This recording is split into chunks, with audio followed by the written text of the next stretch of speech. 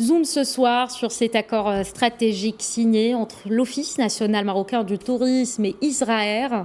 Un accord pour mieux accompagner l'établissement de liaisons aériennes directes entre les deux pays, activer l'arrivée des touristes israéliens au Maroc. Ce partenariat permettra aussi à l'ONMT et Israël justement de déployer un dispositif multimédia sur plusieurs médias israéliens pour communiquer sur la destination Maroc sans accessibilité et sans offre diversifiée pour les différents segments. On en parle ce soir avec Simon Skira, président fondateur de l'association d'amitié Israël-Maroc et acteur dans le tourisme israélo-marocain. Il est en direct avec nous depuis Paris. Bonsoir et bienvenue Simon Skira. Bonsoir. Cet accord intervient d'abord dans le cadre de la participation de l'ONMT à l'International Mediterranean Tourism Market de Tel Aviv. Quelle est l'importance de cette entente d'abord et que devrait-elle apporter pour les deux pays?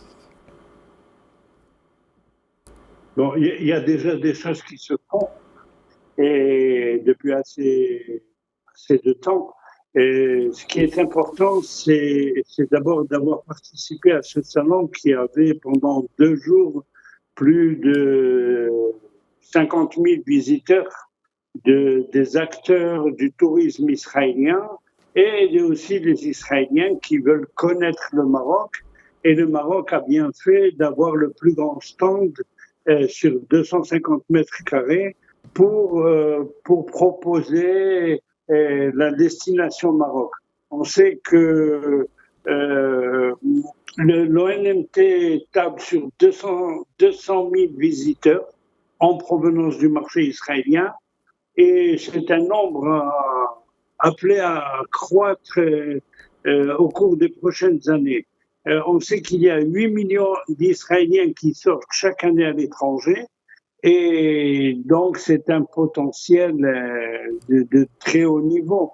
Et en plus, les accords de vol direct font que maintenant c'est un rêve. S'il fallait avant passer par l'Europe et passer, je sais pas, une dizaine d'heures pour arriver au Maroc, aujourd'hui en 5 heures on peut arriver de Tel Aviv à Casablanca ou Marrakech et vice-versa.